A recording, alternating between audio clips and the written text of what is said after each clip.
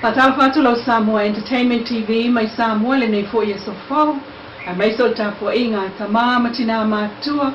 Tela ho mo mai ai tato fasalonga le nei tula. A o sami ai le vai aso atua le nei sa ma sani ai fa alto sanga. Mo le customs i le lalolangi mpa te patia fo i le mtanga luengo tute a Samoa. Ai o tonu mai ai lava ma le uta o fuala au fa saina i le wafu i matautu. Ma fa ai loa i lungo la nei tu lau so te inga tele vave. Ma sala lau tua i le tala o le uta na mawai aisa. E la te le se fulu kilo kalama po le lua sifuru lua pauna le mamafa. O tiute masani fai fa tasi lava ale ofiso tiute mata i fausu songi e leo leo. Le na mawai i le fa ata fa pitoa mo pusa oloa. Po le container x-ray scanner. Le uta leo aisa se fulu kilo kalama le mamafa po le lua pauna. Peitai. E tau nuu le uta lea. Ai o le asonga fua le vai so nei na sauno ai le minister o tiutem tupe maua. Le fionga tuala Iosefo Bonifacio i le whaamna tuina o le customs Leilua o lua lima i le sini o le nei tausanga. O le customs delivering on its commitment to efficiency, security and prosperity. Po o le ngalue ma le whaamaoni mo le saunga le mu whaawau. Ua whaamawina ai fo inga ruenga o le nei tausanga le ofisa tiute i le taunu wai o le pusa o loa na mawai aisa fuala au whaasaina e se fulu kilo kalama tu so le lua pauna le tele. Ua sila fia le fionga le minister o tiute matupe maua o le suipa le mia o Samoa. Tuala Iosefo Bonifacio i tu e whaalele ia tidi aile na mtanga luenga. Mai abatu ai le lui i le ofisa sili o tiute. Ia avel whaatawa i tua oi whaavao malo ma whaongale scanner po le whaanta whaapitoa mo o loa tau nuu i le wafu.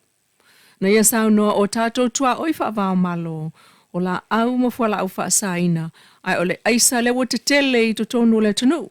Saunoa fo i tuala o loa company saina wa iai whaitionga wa le tutusa le treatment po le whaatinongol au onanga le tiute mo company nei mai saina whaatusa i company tangata Samoa. Saunoa tuala, o le tele company te tele e le o whaamaoni le tongi no le TIMS po le Tax Invoice Management System.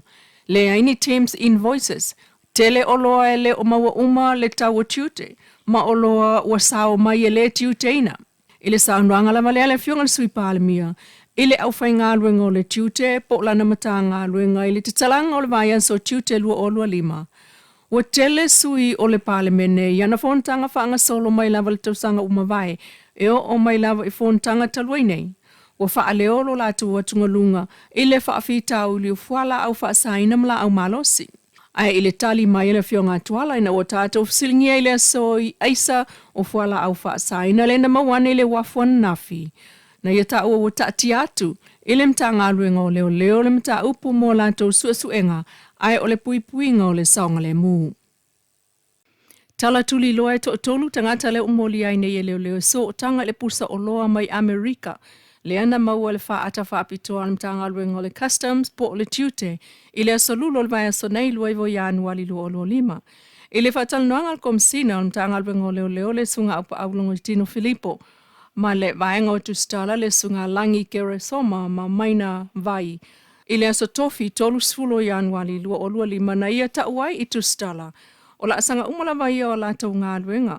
O tau mawhai e wā ili tonu le ponati po le tangata autu o lo wha awala mai e whala au wha sa. E pe o le se fulu kilo kalama o le aisa o a maua le vai aso nei.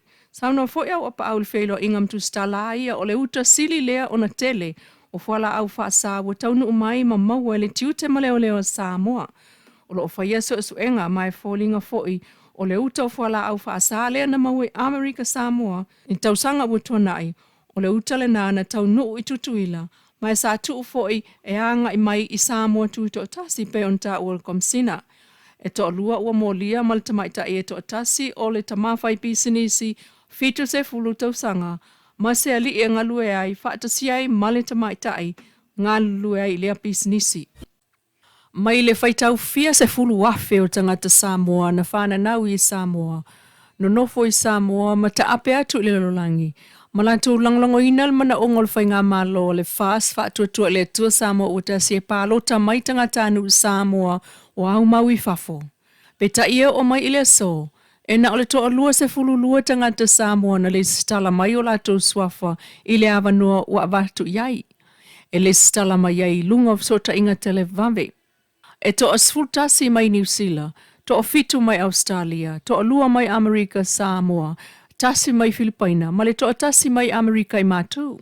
O ta uele official komsino fai ngā pālota, o lo te tala pele na avanoa mō tangata le stala mai lungo le Facebook.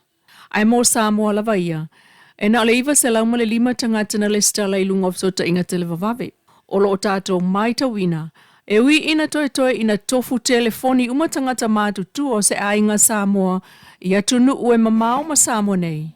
Ai ale tuuli mātu i ai le link e le sitalai online e whaafola na pālota e le ai lava se mea tupu.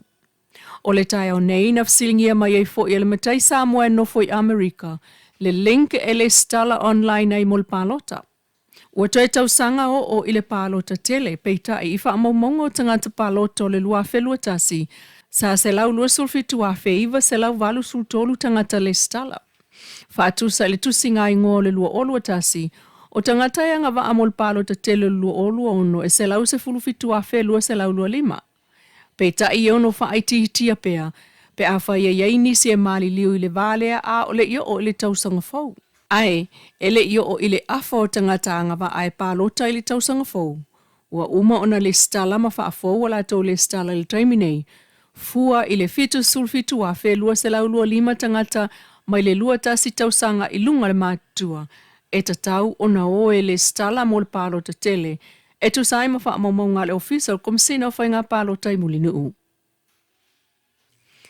Inesi o tala o le amawhai ai nei ona e whaafonga i leisi la asango ngā luenga le pulengo whai ngā pālota male au whai ngā luenga.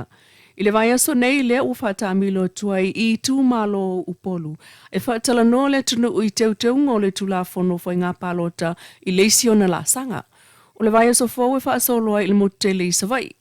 Peitai, o le 5 i le fiafi o le aso. E te whaafonga i le nāmata upuma teu ngō le tulafono whai ngā pālota.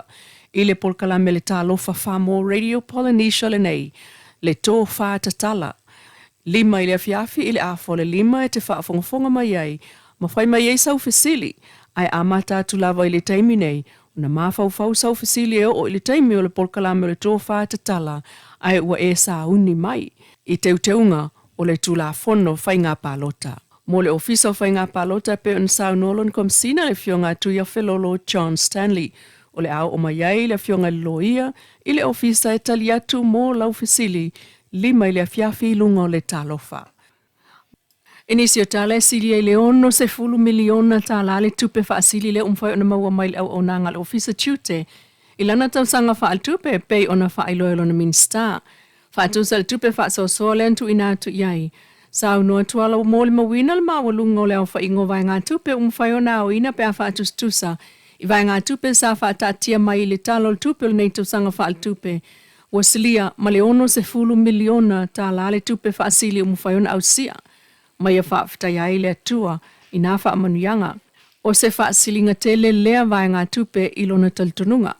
O mai tawina le talwhaasoso le tupe lua o lua whalu o lua 5, e se 10 miliona whaasela utolu ono afe, ma ona tupu le vai ngā tupe na tu inatu, mo le ofiso tutem tupe maua, o le tupe whaasosoa piliona ale malo.